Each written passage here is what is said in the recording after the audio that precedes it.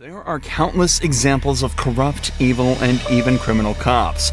But what happens to cops who actually get caught? These are 4 examples of cops who realized they were going to jail. Starting with Tyler Moody, who was about to get the shock of his life after being brought into the interrogation room. Have you offered your resignation or not? I can keep my job and not. Well, you can't keep your job. Okay. An inmate charged with murder was discovered with a mobile phone and charger. When questioned, Tyler immediately folded and confessed to what he'd done. He expected to just get fired, but he was about to discover providing contraband comes with a much bigger punishment. Of every citizen that we have the privilege to serve, and you've betrayed the trust of the brave and selfless men and women that you've worked alongside for nearly 3 years. So as of this moment, you're under arrest for bringing a prohibited item, a cell phone, into a correctional facility. That's a 3rd-degree felony. Providing a prisoner with a mobile phone carries a sentence of 1 year in prison. And that's exactly where Tyler is right now, serving it in exactly the same place that he used to patrol as a cop. But unlike Tyler, Stephanie Lazarus didn't get off nearly as easy. Now you're accusing me of this? Is that what you're saying? After decades of investigations, DNA evidence revealed that Stephanie was very likely the culprit of a murder committed in 1986. Because of the high-stakes nature of the case, the detectives made sure to meticulously plan this interrogation. Stephanie was a really successful detective herself, and she had recently received recommendations for her good work on a theft case. So the detectives used this and brought her in under the guise that they needed help with a case. I don't want to talk about this in the squad room because I don't know who people are listening. And if we go to my side, everybody's always wondering what everybody else is doing. No problem. Okay.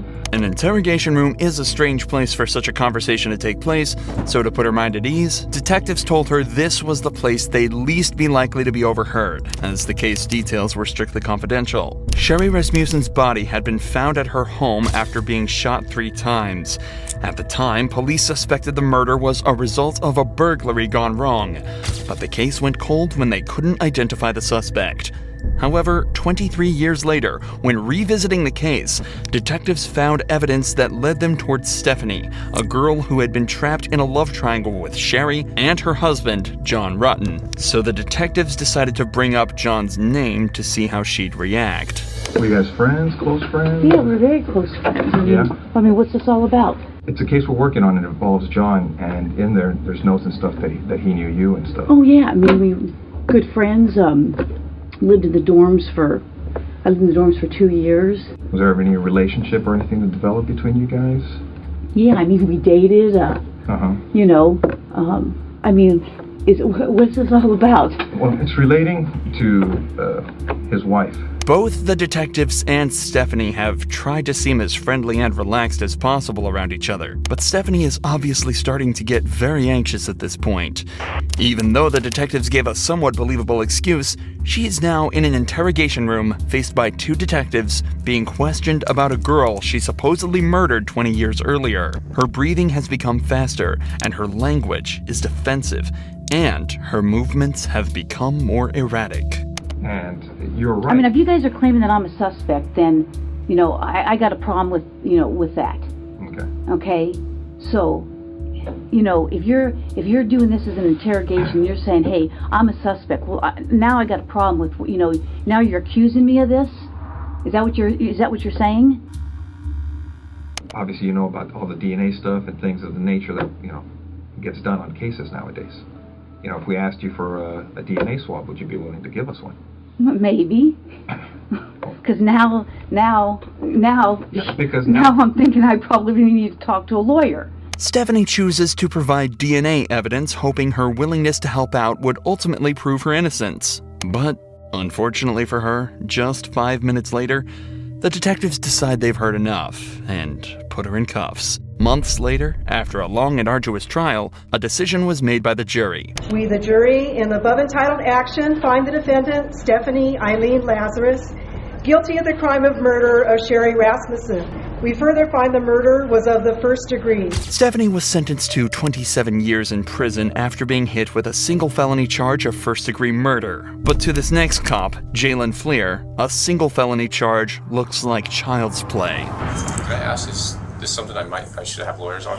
In April 2020, San Diego police received tips that a man had been engaging in with a local child. 2 months of investigation led directly to Jalen and the mountain of questions that desperately needed answering. So, I know that I have a lot to delve into, but I really want to get to know you first, if you don't mind. Definitely. Okay. So, I'm going to lean back and get comfortable.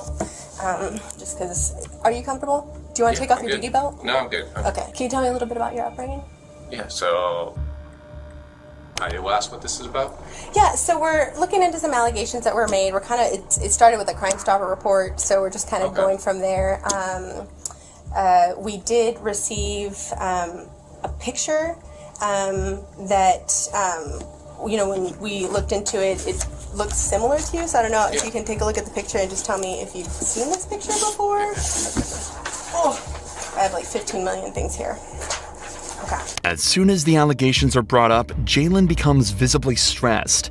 He leans forward tentatively in his chair, clasps his hands together softly, and clenches his jaw. It's obvious he's worried about whatever he's about to be shown. The detectives have made it clear that he is not currently being detained and is free to leave at any time. However, she is making a noticeable effort to make him feel relaxed, using a bubbly and friendly persona to put him at ease. So this picture right here. Yeah, that's definitely me with the gross one. Okay, so this picture right here, how old were you when it was taken? I don't know, 20? 20? Okay, cool. That makes it very easy. So as far as like the picture, so this photo came up in connection with some allegations about you communicating with a younger female on Snapchat. Okay. Can I ask, is this something I should have lawyers on? Jalen is starting to seem more and more stressed. He begins to sway in his chair more and becomes more closed off with his answers. But the pressure he's feeling now is nothing compared to what the detective is about to lay on him. So, you know, this, like I said, this photo was sent to this person, so they were in possession of it, and we can't find any connection or reason why this photo would end up with this particular person if it wasn't shared by someone you may know or yourself. I agree, yeah. My wife wouldn't have done that, so I don't know why she would share that. So, well, along with the photo came some additional information about your personal life. okay. And based on some of the information you shared with me today, it seems to add up.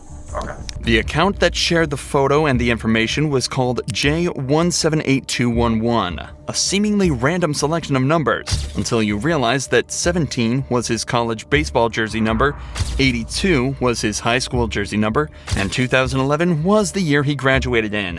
If this account was operated by a so-called enemy of Jay, they'd sure done their research. Jay, I'll be very honest, I want to know the truth. Yeah, no, I never even heard of that account.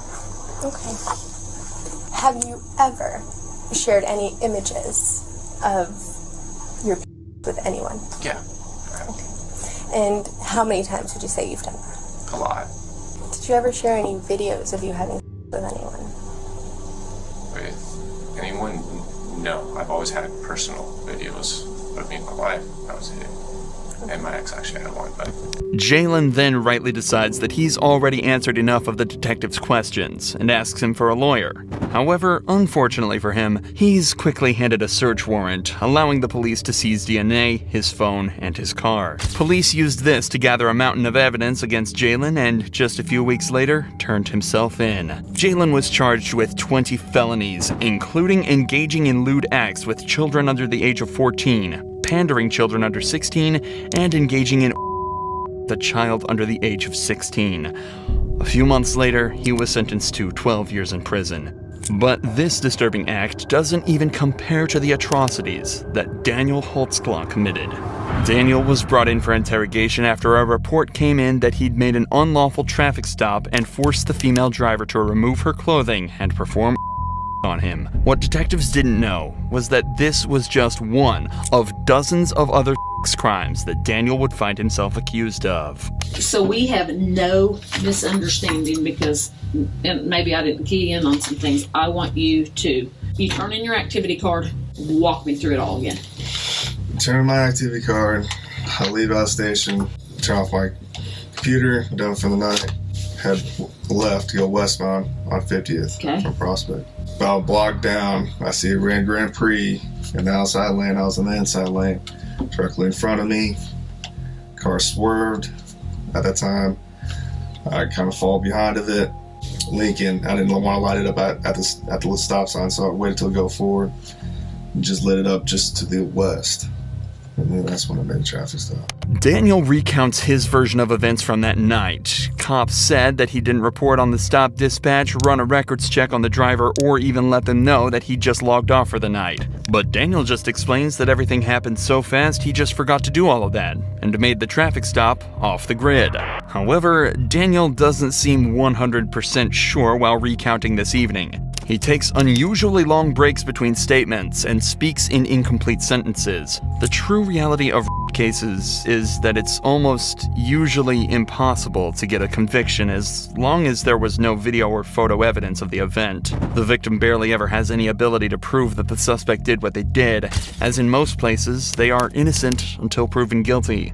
This is likely why this turned out to be one of 36 charges eventually brought against Daniel, each more disgusting than the last. CSI is processing your car right now. Right. And when we stepped out, they found some pubic hairs right in here. Could they be yours? No, that's not. I didn't pull my. I didn't do anything right there. Did she? No. But do you think they could be? No, it's not. No. Nothing of mine.